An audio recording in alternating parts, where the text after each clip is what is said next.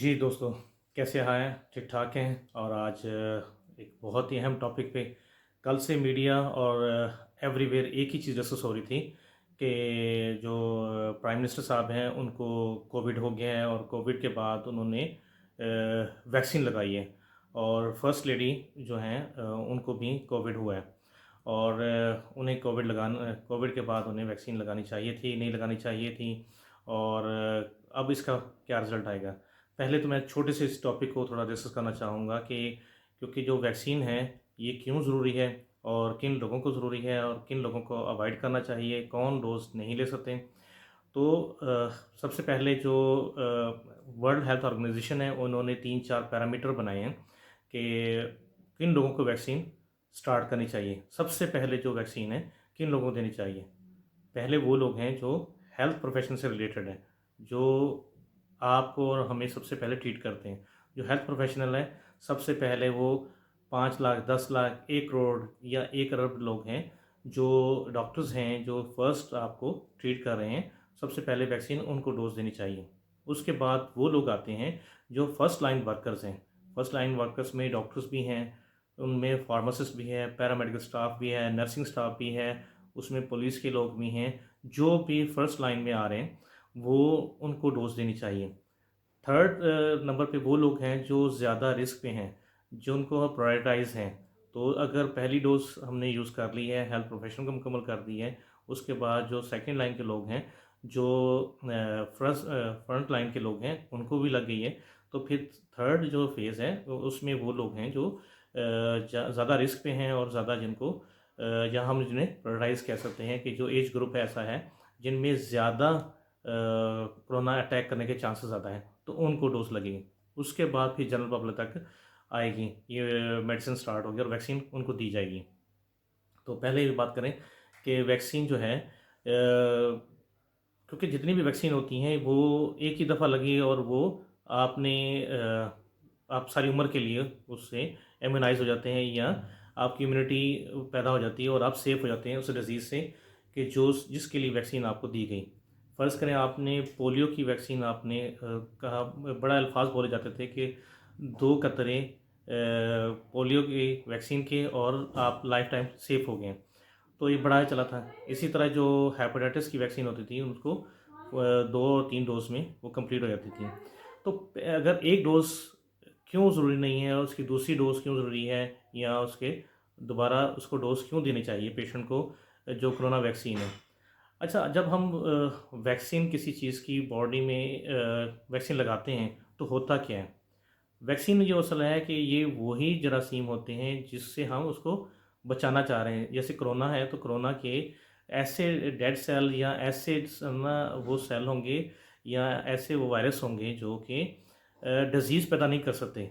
वो हम उसे हम टॉक्सिन कहते हैं। हम वो अगर उसमें बैक्टीरिया, वायरस या कोई ऐसा वो पैथोजन हम अपनी सिरिंज के ज़रिए हम इंजेक्ट करते हैं, लेकिन वो सेफ़ होते हैं, वो डिज़ीज़ पैदा नहीं करते। लेकिन जब हम उसके अपनी बॉडी में इंजेक्ट करते हैं, हमारा आगे से बॉडी का जो डिफेंसिव निज़ाम है, जैसे लिम्फोसाइट हैं, बी लिम्फोसाइट है, टी लिम्फोसाइट है, वो आगे उसके अगेंस्ट उसे किल करने का काम शुरू करेगा। जैसे हमारे किसी बाहर से कोई हमारे ऊपर अटैक करता है, फ़ौरन अटैक होता है, तो सबसे पहले हमारी आर्मी भी है, रेंजर भी है और पुलिस भी है।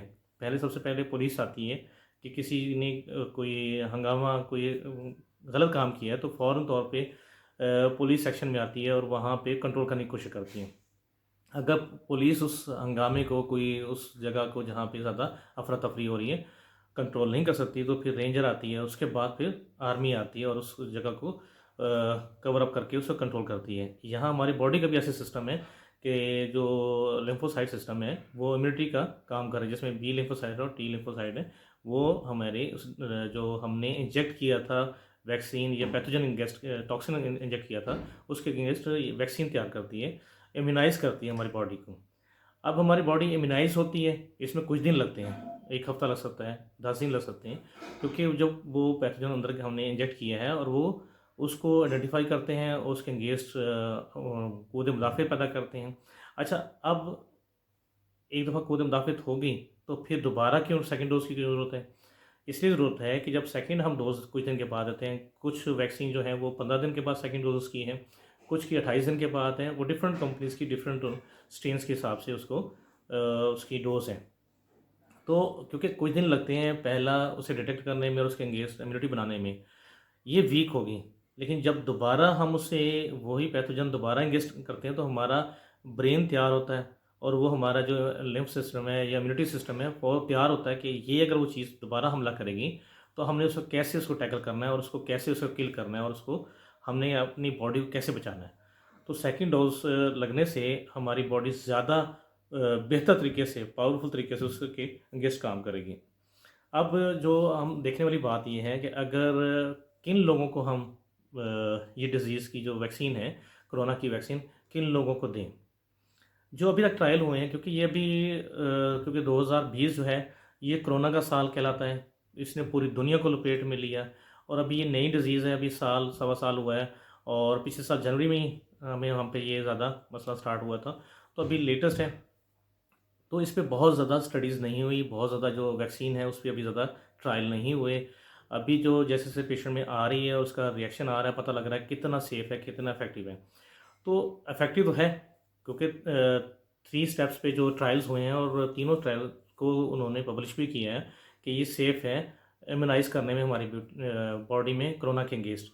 तो अब अगर हम उसको दे रहे हैं पेशेंट को, तो उसमें कौन-कौन से लोग हैं जिनको हमने नहीं देनी, जिस पे अभी ट्रायल नहीं हुआ। पहला है अंडर 18 जो बच्चे होते हैं उन पे ये, क्योंकि डायरेक्ट किसी भी जो नई चीज़ होती है उसके ट्रायल नहीं होते, तो उन पे ट्रायल नहीं है तो उनको अभी ये वैक्सीन नहीं दी जा सकती है अंडर 18 में। सेकंड, वो जो प्रेग्नेंट हैं, लैक्टेटिंग हैं, जो दूध पिलाने वाली माएँ हैं या जिनका बच्चा होने वाला है, उन पे ये ट्रायल डायरेक्टली नहीं होते फर्स्ट फेज़ में, तो अभी उन पे ट्रायल नहीं है, इसलिए अभी उनको दे नहीं सकते। इसके अलावा ऐसे लोग जिनमें ब्लीडिंग डिसऑर्डर है, उन पे अभी ट्रायल नहीं हुए। अच्छा, कुछ लोग ऐसे हैं जो कि अभी हॉस्पिटलाइज़ थे या उनमें फ़ीवर था या उनको कोई डिज़ीज़ थी या उन्होंने कोई और वैक्सीन लगाई है, जैसे नज़ला ज़ुकाम की वैक्सीन है, इन्फ्लुएंज़ा की वैक्सीन है।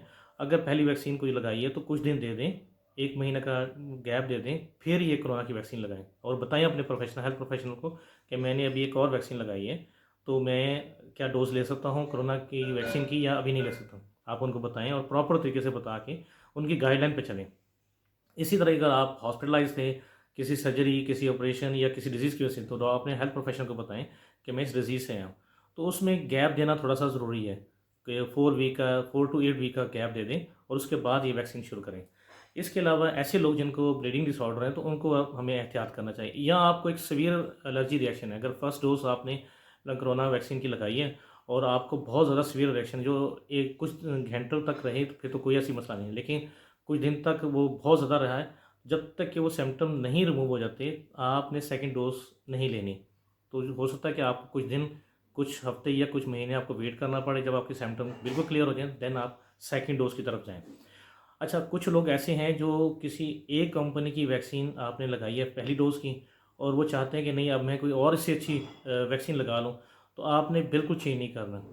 जिस कंपनी की पहली वैक्सीन आपने लगाई है, सेकंड डोज़ भी आपने उसी की लगानी है, क्योंकि आपकी बॉडी उसी के अगेंस्ट इम्यूनाइज़ हो रही है। अब सेकंड डोज़ जब किसी और की लगाएँगे, दोबारा से फिर वो ज़ीरो से शुरू करेगी कि ये नया पैथोजेन्स कौन-सा आया है, कौन-सा वायरस है, कौन-सी क्या चीज़ है, दोबारा से काम शुरू करेगा। तो आपको जिस वैक्सीन पहली कंपनी की लगाई है, तो सेकंड डोज़ भी उसी की लगानी है। आपको ये चंद एहतियात करने की ज़रूरत है और इससे ज़्यादा नहीं। हाँ, कुछ कुछ जब वैक्सीन जब लगती है तो कुछ लोगों में फ़ीवर हो सकता है, कुछ में फटीग हो सकती है, कुछ में एलर्जिक रिएक्शन हो सकते हैं। तो ये कुछ टाइम के लिए, कुछ आवर्स के लिए हो सकते हैं। ये बहुत ज़्यादा असर नहीं होगा, लेकिन ये आपको इंडिकेट ज़रूर करता है कि आपकी बॉडी में इम्यूनाइज़ हो रही है और आपका क़ुव्वत-ए-मुदाफ़ा का निज़ाम वो काम शुरू करती है। तो ये एक अच्छी चीज़ होती है, क्योंकि जहाँ इंजेक्ट कर रहे हैं वहाँ पेन हो सकती है, वहाँ रेडनेस हो सकती है, वहाँ पेन ज़्यादा शदीद हो सकती है और उसके बाद आपको फ़ीवर भी हो सकता है और उसके बाद आपको फटीग हो सकती है और आपको टायर्डनेस हो सकती है। तो इससे आपने परेशान नहीं होना। कुछ देर के लिए होता है और कुछ उसके बाद जैसे ही आपकी बॉडी उसके अगेंस्ट काम शुरू करती है और वो आप रिकवर होना, आपका फ़ीवर भी ख़त्म हो जाता है और ये फटीग की और जो माइल्जिया है उससे भी आप रिकवर हो जाते हैं। तो इससे परेशान होने की ज़रूरत नहीं है। हाँ, एक अच्छी चीज़ है कि आपने अपने रिस्क को देखते हुए, बेनिफिट को देखते हुए आपने रिस्क से अपने आप को बचाना है। फ़र्ज़ करें कि आप ये समझते हैं कि कोरोना ने अगर मुझे अटैक कर दिया, मैंने वैक्सीन ना लगाई हुई, तो मुझे कोई भी कॉम्प्लिकेशन में जा सकता हूँ और कोई मसला हो सकता है। तो आपने बेनिफिट देखना है कि छोटे-छोटे बेनिफिट ज़्यादा हैं, रिस्क थोड़े कम है कि फ़ीवर होगा थोड़ी देर के लिए होगा, अगर पेन होगी थोड़ी देर के लिए होगी या मुझे थकावट होगी थोड़ी देर के लिए होगी, तो आपने इनको की निस्बत आपने उसके फ़वाइद को देखते हुए आपने वैक्सीन शुरू करनी है। और वैक्सीन इसलिए भी ज़रूरी है कि आपने ना सिर्फ अपने आप को इम्यूनाइज़ करते हैं, अपने आप को सेव कर रहे हैं, बल्कि अपनी कम्युनिटी को भी सेव कर रहे हैं कि आप स्प्रेड नहीं कर रहे हैं। आप एक बैरियर बन रहे हैं। आपने वैक्सीन अपने आप को इम्यूनाइज़ कर लिया, वैक्सीन लगा ली, तो आप तक अब दोबारा वायरस अटैक नहीं करेगा। तो आप इसको स्प्रेड करने का बाइस नहीं बनेंगे और दूसरे लोगों को अफेक्ट नहीं करेंगे। तो आपके लिए बेहतर है और दूसरों के लिए भी बेहतर है कि आप इम्यूनाइज़ हों और कोरोना वैक्सीन की तरफ जाएँ और फर्स्ट डोज़ लगवाएँ। शुक्रिया। मियाँ नदीम हमको इजाज़त दें और मेडिसिन्स और मियाँ नदीम हम चैनल को ज़रूर सब्सक्राइब करें। शुक्रिया, खुदा हाफ़िज़, हैव अ नाइस डे।